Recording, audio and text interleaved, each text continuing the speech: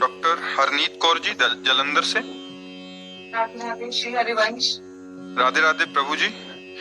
महाराज जी, जब परमात्मा का नाम लेते हैं तो दो तरीके समझ आए। एक तो जिह्वा से बाहर नाम लेना, दूसरा ऐसा पुकारना जैसे पास के कमरे में से माँ भाई बहन को पुकारते हुए बार बार बुलाना, इस भाव से वो सामने आ जाएं। मेरा मार्गदर्शन करें महाराज जी, मैं दोनों में से किस तरीके से बुलाऊं?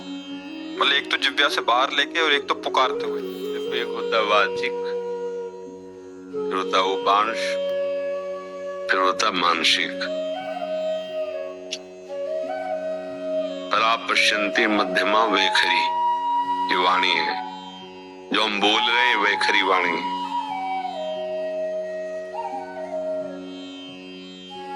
ये उपांश है, चल रहा है, ये मानसिक है। बिल्कुल शांत मन, शांत इंद्रियां, अब परावाणी से भजन हो रहा है। तो हमें अपनी स्थिति देखनी कि हमारा भजन कहां से कहां तक पहुंचा है। यदि हमारा थोड़ा मानसिक जप करने के बाद मन भाग रहा है तो हमें मानसिक जप पे ज्यादा नहीं टिकना चाहिए, हमें तुरंत वाचिक पर आना चाहिए। भाग रहा है ना, अब वो बनेगा नहीं सही। अगर हमारा मन थोड़ा हमें शायोग कर रहा है तो उपांश जप में आ जाना चाहिए। ऐसे अब लग रहा है कुछ जप रहे, पर क्या जप रहे, कुछ लग रहा है ऐसा। मानसिक जप ये होता है, सामने मंत्र है, कान में सुनाई दे रहा है, आंख में एक एक अक्षर जमा हुआ है और अंदर से परावाणी से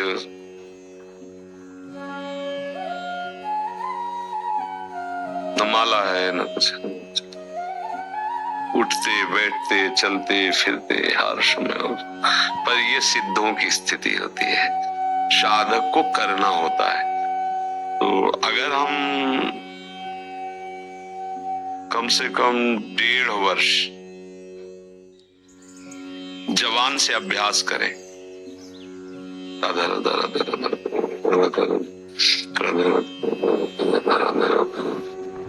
बिना प्रयास के उपांश चलने लगेगा।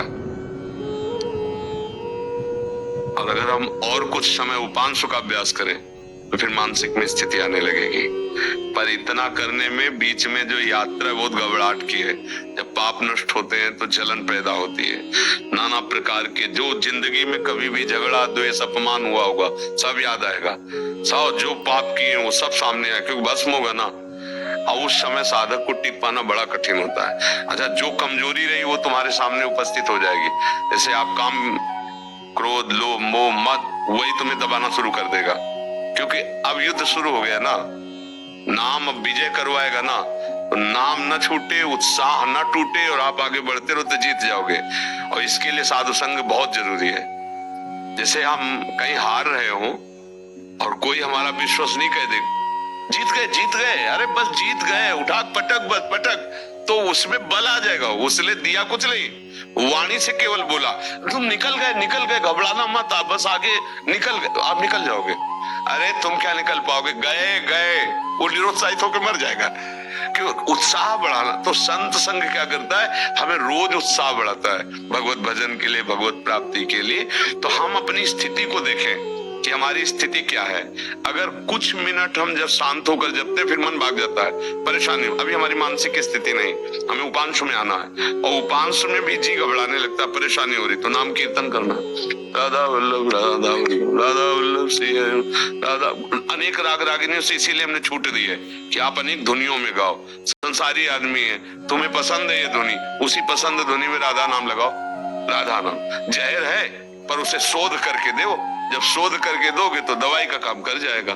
संसारिक ध्वनि है पर लगाओ राधा नाम उसमें और आप गाओ राधा राधा राधा, तो भाव को भाव अनखाल सहु, नाम जपत मंगल दिशि दसहु। समझ पा रहे प्रश्न करता जी?